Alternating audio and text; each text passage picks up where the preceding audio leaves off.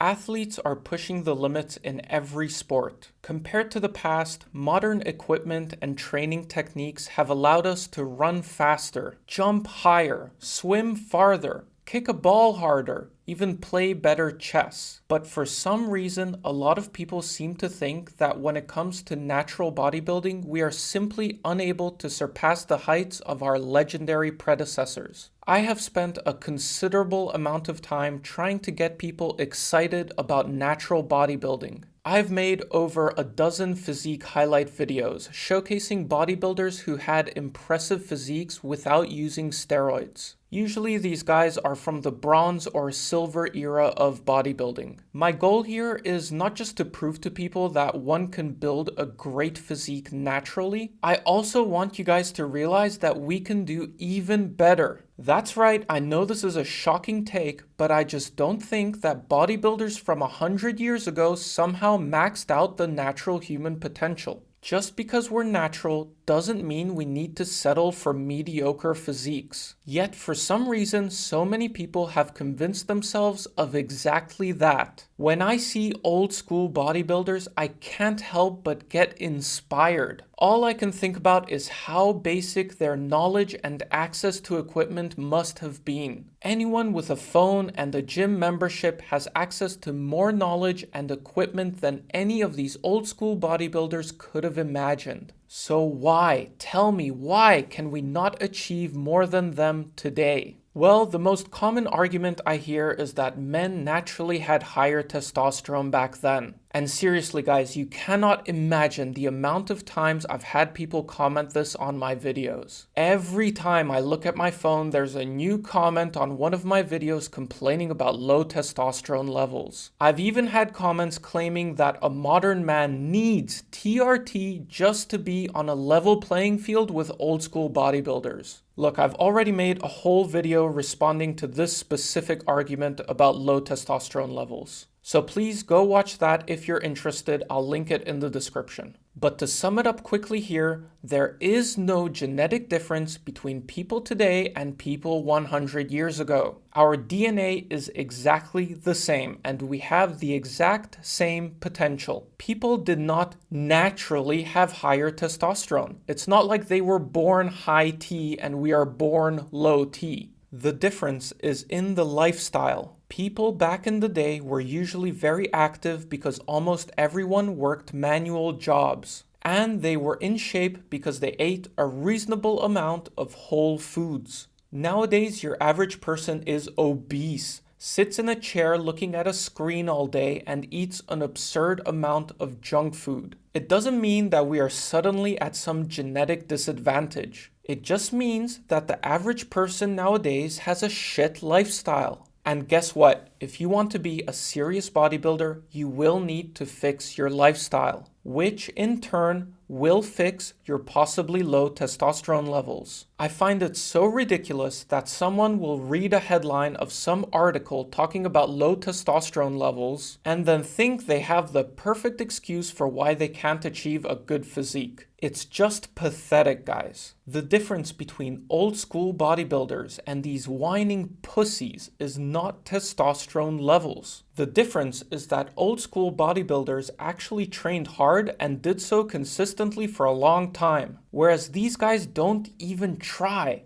They just complain and look for excuses. That's the difference. From what I see, it looks like there are 3 levels to the way people see natty physique standards. First, we have all the normies, people that know absolutely nothing about fitness and believe that The Rock is natural. These same people will also talk about being afraid of weight training because they don't want to get too big. They think staring at a dumbbell for too long will have them looking like Arnold. That's level 1. At the next level, we find people who have dabbled with lifting. Maybe they've gone to the gym for a couple months. And for some reason, a big chunk of these people get blackpilled into believing that nothing is possible. They go the complete opposite from the normies. Anyone with a decent physique is automatically on steroids. People back in the day just had higher testosterone. You can only have a good physique if you have elite genetics, etc. The thing that all of these people have in common is that they are always novices. They haven't been training for long, and most likely they have no idea how to train properly. That's level 2. And finally, we get to people who have figured out how to train properly. They've also been doing it long enough to have built up a decent physique for themselves, and they are able to envision the potential they have in the future. At this point, you start to realize that with enough time and enough dedication, you can achieve more than you could have imagined. People you used to look up to and put on a pedestal now suddenly feel like your peers. And the standards you set for yourself keep getting pushed higher and higher. That's level 3, and I believe most intermediates and certainly all advanced natural lifters end up with this sort of mentality. Steve Reeves, Marvin Eder, John Grimek, all the other silver era guys, they looked incredible. But man, this was like 80 years ago. I'm certain we can recreate these natural physiques today, and I believe we can surpass them as well. So what's actually holding us back? Well, in my humble opinion, steroids have done a tremendous harm to natural bodybuilding. In fact, they've pretty much destroyed the sport. Steroids have completely muddied the waters and have made it very difficult to differentiate between those who are actually natural and those who are enhanced. But much worse than that is the fact that even true natural bodybuilders have to hold themselves to the same competitive standards as enhanced bodybuilders. What I mean is that enhanced bodybuilding is what guides both sports, with natural bodybuilding being the small, irrelevant offshoot. If enhanced bodybuilders are now required to get to 4% body fat to compete on stage, then guess what? Natural bodybuilders also need to get down to 4% body fat if they want to compete. I believe this constant push to have naturals compete more and more shredded is holding the sport back tremendously. Without the chemical assistance, getting down to such low body fat levels just produces small,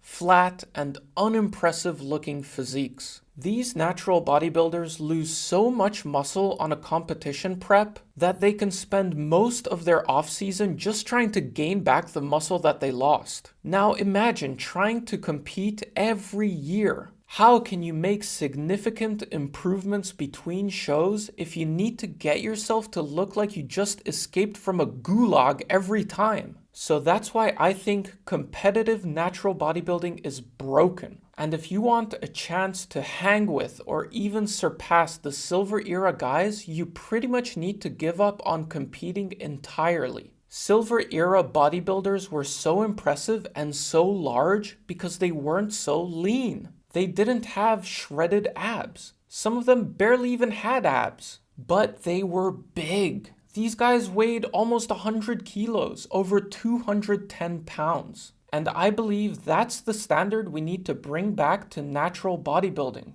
Luckily for us, we do have some guys leading the charge on this front. If you look at the likes of Jeffrey Verity Schofield, Natural Hypertrophy, and a couple others, these guys don't compete.